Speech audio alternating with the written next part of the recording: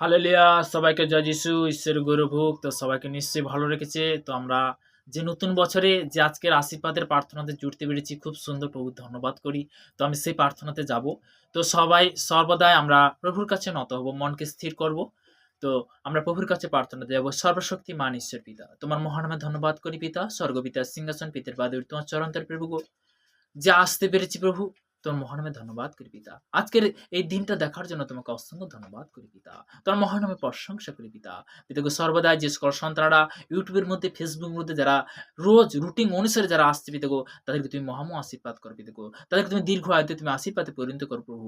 প্রভু তোমার বচন বলছে পিতাগো, হে ভরিষ্যান্ত ভরাকান্ত লোক সকল আমার নিকটে আইসো, আমি তোমাদেরকে বিশ্রাম দেবো। প্রভু তোমার বচন বলেছে মুথি লিখিত সুষমাতা তার 11 অধ্যায় 28 পদে প্রভু তোমার বচন বলেছ। প্রভুকে সেই বচন অনুসারে তোমার কাছে চাহাত করছি পিতাগো। প্রত্যেকটা সন্তানকে তুমি শান্তি দাও পিতাগো। যখন তোমার 14 অধ্যায় 27 পদে বলেছ, শান্তি আমি তোমাদের কাছে রেখে যেতেছি, আমারই শান্তি তোমার দান করেছি। জগৎ যেরূপ দান করে আমি সেরূপ দান করি না। তোমাদের হৃদয় উদ্বিগ্ন না হোক, ভীত না হোক পিতাগো সর্বদাই।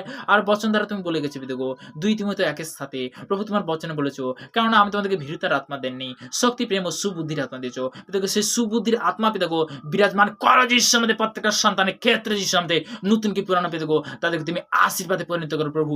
প্রভু সেই বাক্য অনুসারে তোমার কাছে চাহাত করছি পিতাগো। যিশু বলেছিল পিতাগো সর্বদাই যে মার্গরিত সুস্মিতার 11 অধ্যায় 22 পদে যিশু উত্তর করে কইলেন, ঈশ্বরে বিশ্বাস রাখো। প্রত্যেকটা সন্তান পিতাগো তোমার প্রতি যে বিশ্বাস, যে দৃঢ় বিশ্বাস নিয়ে পিতাগো এই চার্চের মধ্যে তারা যে আসছে পিতাগো, তারা মণ্ডলীর মধ্যে আসছে পিতাগো, পিতাগো তোমার সভাতে আসছে পিতাগো, নতুন কি পুরনো বিশ্বাস পিতাগো, তাদের জীবনে পিতাগো তোমার তাদের বিশ্বাসের সহিত পিতাগো তাদের মনের চাহা তুমি সাকসেসফুল করবে যিশু নামে। তাদের পজিটিভ বিষয় দেখো, তাদের পজিটিভ তাদের মধ্যে তুমি সর্বদাই বিরাজমান করবে যিশু নামে। নেগেটিভ আমি ক্যান্সেল করি যিশু নামে। পিতাগো এই প্রার্থনা মিষ্টি মহান যিশুর নাম থেকে চালাম। Amen, amen, amen. সবাইকে জয় যিশু, ঈশ্বর গৌরব হোক। তো আমি আজকের বিশেষ করে বাক্য থেকে কয়েকটা বচন শেয়ার করব, প্রভুর বাক্য থেকে। হালেলুয়া! তো প্রভুর বাক্য দ্বারা কি বলছে, লুক লিখিত সুসমাচার তার 15 অধ্যায়, আমরা সবাই পেজ উল্টাবো।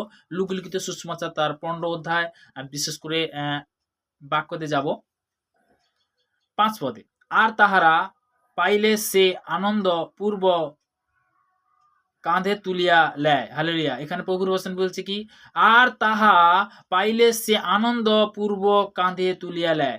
একটা জিনিস কি, তো তেমনি প্রভুর বচন বলতে কি, যখন আমরা ঈশ্বরের যখন আরাধনাতে আছি, যে কোনো জিনিস বলতে যখন আমরা সাকসেসফুল হই, তখন বলতে কি আনন্দ লাগে। কেন যখন আনন্দ লাগে তখন বলতে স্বয়ং ঈশ্বর আমাদেরকে কোলে তুলে নেয়। হালেলুয়া!